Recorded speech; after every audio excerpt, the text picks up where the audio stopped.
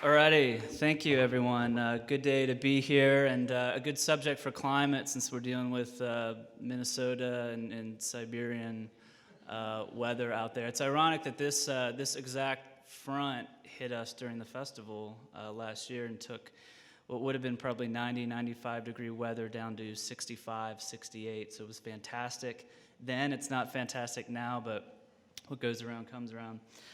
So I'm JK, Forecastle Festival, Forecastle Foundation are my two little babies, and I'm going to be talking about climate, and I'm going to be doing that through the lens of the history of Forecastle here in Louisville as well as the foundation. So for anyone who needs to get up to speed in like 4 minutes on everything we've done in 13, 14 years here, we're going to do a little video here, and then I'll talk about it.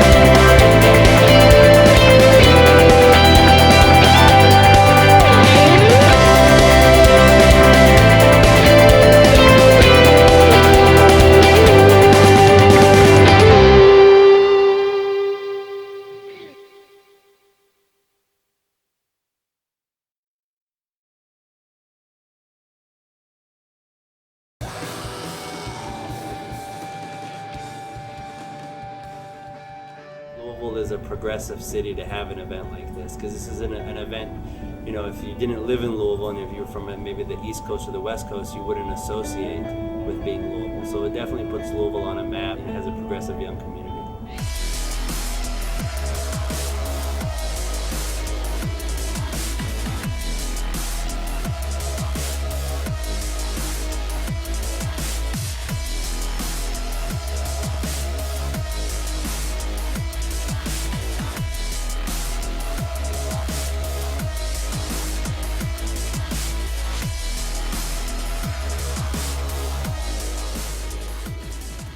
All right, there's Forecastle in 4.5 minutes, right there. So great. So I want to talk about climate a little bit, and when I talk about climate, you know, the first thing that goes into my mind is environment, and two attributes of that I think are really important when you look at the history of Forecastle is the physical environment and the business environment. And if you go back to 2002 and you look at those things under a microscope, you start understanding why this happened and why it only could have happened in Louisville, Kentucky. So let's do that. So 2002, we had just come off a 10-year social experiment known as Lollapalooza, which was long overdue. You know, the European festival model had been around for years. I think England still has 4 times the amount of music festivals than the entire United States has. So it was time that vibe finally came back to the States and started growing. So myself and a lot of millennials and people were very inspired by what happened in the 90s. And I got to experience music in an entirely new way, starting with Lollapalooza, which I went to when I was 15 years old.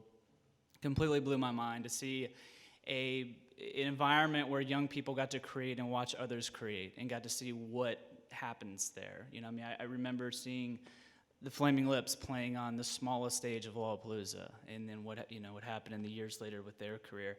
I remember going to Activism-centered festivals for the very first time in my life. Tibetan Freedom Concert when I was 17 years old. I drove to Washington, D.C. with one of my best friends. Saw Radiohead, Pearl Jam, Beastie Boys, R.E.M., Herbie Hancock. It was an amazing lineup. You know, marched on the Capitol the day after. It was really cathartic, and it was really life-changing for me.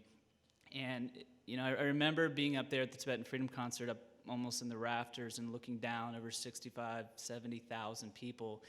And it was the first time in my mind that I started thinking about bringing that kind of vibe to Louisville, you know. So I started thinking about it, and other people in the festival community were thinking about the same thing. I mean, there's a reason Bonnaroo was created in 2002, Austin City Limits, and all these festivals.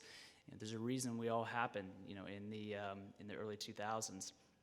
So getting to see it in other cities for myself and thinking about how could we do something like this in Louisville, how could this transcend to Louisville, I think about the built environment. I think about the environment. And the first thing that came to my head was the Olmsted Park system. There's no way that I ever would have done this in another city because I was uniquely inspired by Frederick Olmsted. I grew up right next to Tyler Park, the smallest park he ever designed in his career. And I really wanted to create a vision that fit within his vision. And that's really how the first Forecastle started. And the first one was it was 6 bands. You saw me on the very first slide there playing guitar. I had a lot longer hair then.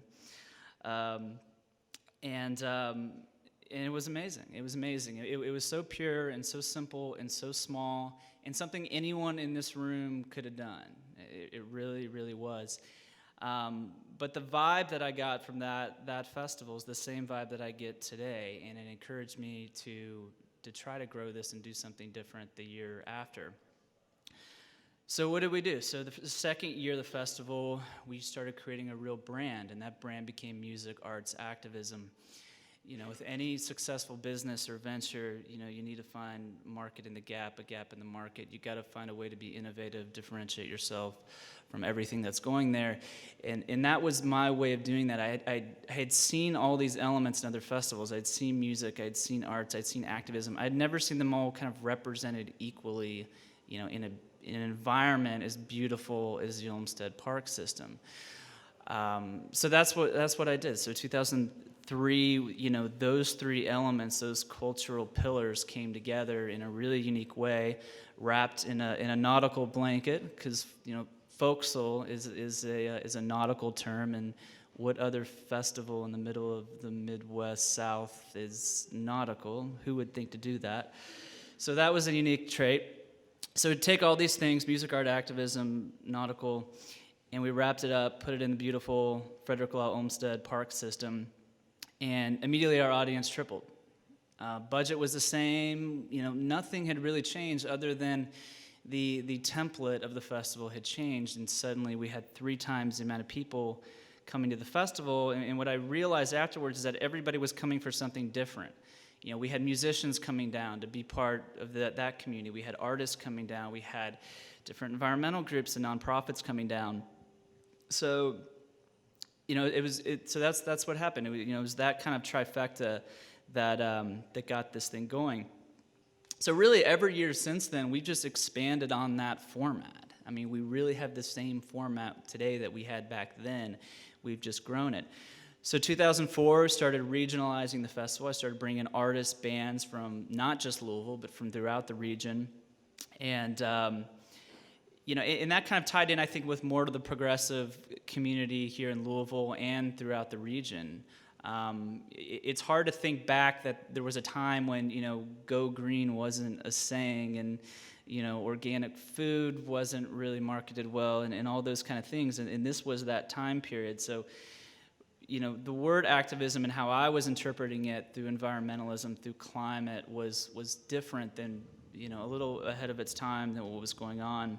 But it was definitely the right place, the right time, the right people.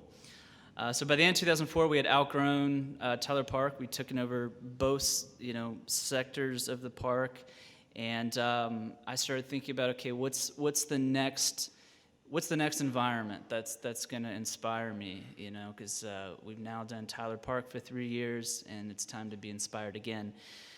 So I didn't have to look very far. About a mile and a half down the road was Cherokee Park. You go from the smallest park to one of the biggest, 13 acres to 494 acres, which was a massive challenge, being 24 years old, whatever I was at the time.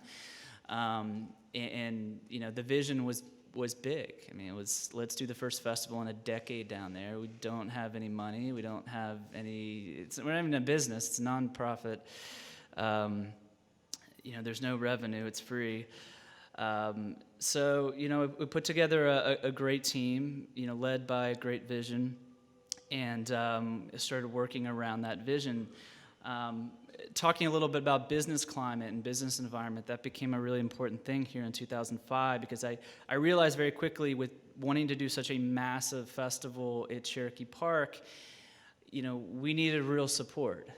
So I started locally and branched out nationally from there. I had one kind of pseudo sponsorship meeting with my mom, who's done it for like 30 years, and we had margaritas at Del Mundo one night, and I brought my little sponsor package, which was like 2 pages long, just had check boxes for logo placement on a poster and a booth and all this stuff, and that was it. That's all the education I had, and I've now been doing that role for 15 years and working with some of the biggest companies in the world every day. But I had one lesson on it, and I went out in the streets of Barstown Road. I started with Guitar Emporium, which is where I was working at the time, under the great Jimmy Brown there, and they wrote me my first sponsorship check, and then I went across the street to Lynn at Leatherhead, and she wrote me another one, and then she loved it so much and loved me that she just called up every single business she knew on the whole block and told them they had to give me money. And they did. Book and Music Exchange, Heine Brothers, Ear Ecstasy, John Timmons. They were all there. They all had my back. So got the local side, but still realized that we need a lot more than that. So, I started thinking, okay, what are some national businesses? What are some global companies that align with my values and my vision? Can I get them on board? So I did. So Patagonia was one of those brands, a brand that I admire, respect, a tremendous amount. Red Bull was another one of those, those kind of pioneering brands. And that's what helped form initially that early base of corporate support that without the festival never would have happened. So at that point we had three things really. We had business support, we had large and small, we had artistic support from bands and artists, and we had organizational support. We had what we didn't have in money we made up for in lots of passionate young people in the Highlands who were really willing to sacrifice and do whatever they could to make this a reality. So 2005 happened, was one of the most inspiring, amazing moments of my entire life. Over 5,000 people broke all park records, did something that nobody thought was possible.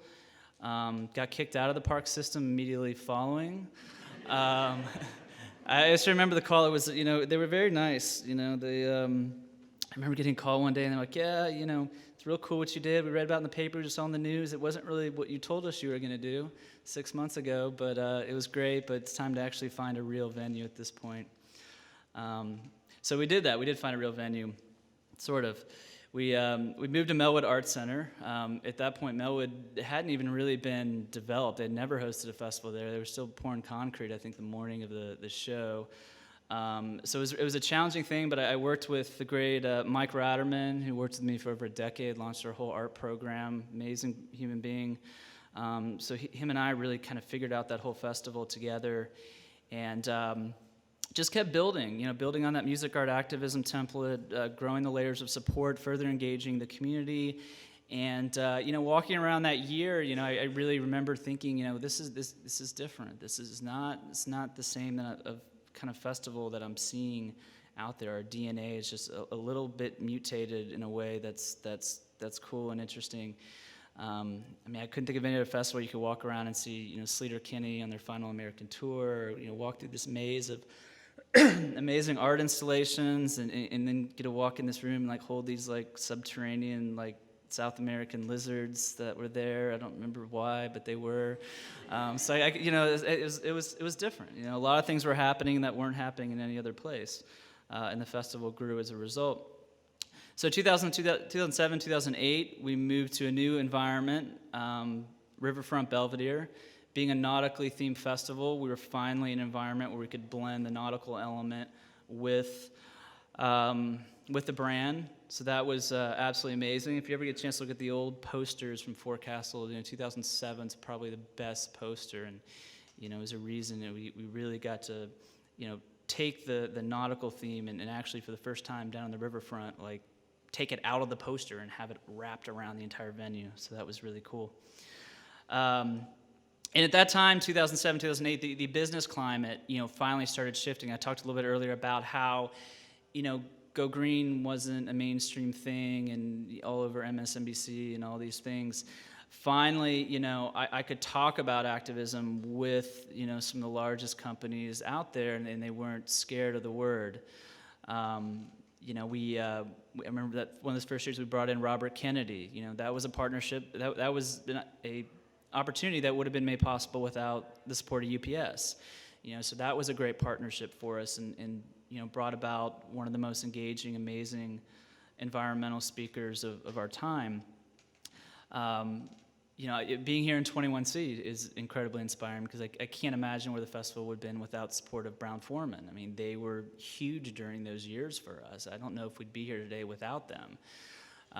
So these partnerships, these brand partnerships, and being able to gauge the business climate and integrate yourself into that was really, really important for this, or it wouldn't have gotten this far. By 2007 or so, we still had no investors, no credit lines, no family money, no anything. So it was these partnerships that I forged locally and nationally that made this thing tick.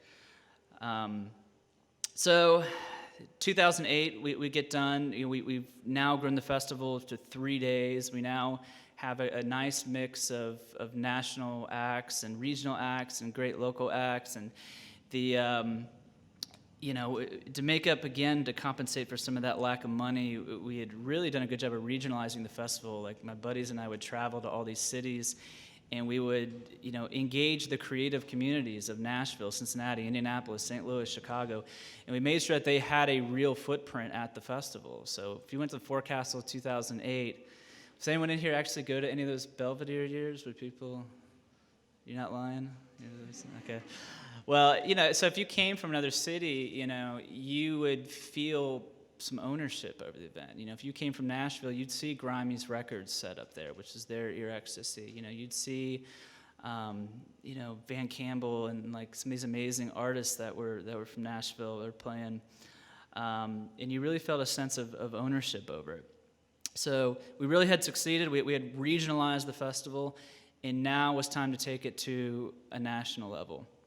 So convinced a national promoter to partner with us and inject some much needed capital, and that happened. And our plant now had water, and the result of that became Forecastle 2009, which is arguably, I think, one of the best festivals that's ever been held in the history of Louisville. Not to toot my own horn, but Black Keys, David Brothers, Cage the Elephant, Pretty Lights, Tonight's a Widespread Panic, Black Crows. Bands that at the time were, between club and theater artists that are now arena acts. That was really a time capsule right there. To have, that kind of talent here was just amazing. In fact, sidebar, but I'll never forget booking that lineup and meeting with Waterfront Development, and they were like, the Belvedere will collapse, with this. There's just too many people. It's like, no, it won't. No, it didn't. So 2009 was big. That was the realization of the vision that I started 8 years prior. And moving to Waterfront Park in 2010 has only grown and enhanced that vision. 2011 saw the creation of the Forecastle Foundation, our global local nonprofit dedicated to rebuilding the world's natural awesome. Foundation started with just myself and a couple buddies in a living room talking about how we could have a greater impact on the environment. And started working on it from there, and 3 years later we have 25 board members, 5 committees, and over $100,000 of giving. So that's been an amazing organization and thing to be a part of. And just like the festival did, the foundation has formed partnerships, both in the private sector and nonprofits, locally and globally. And I consider that kind of work and that education that we provide to be extremely important. I think if humanity, if mankind is to not face the fate of many failed civilizations before us, we need people to be tuned into the climate. We need people to be tuned into the environment. And figuring out ways to work within the environment that you have in front of you and maximize that to the best of your ability. Collectively thinking about the past 13 years, thinking about everything that's been accomplished with the festival, the foundation, it brings me back to the thinking of being incredibly adamant of the power of people aligned around a greater vision bigger than their own self-interest. Forecastle, the Forecastle Foundation are both living testaments to that, and hopefully inspires others to dream bigger. Thank you.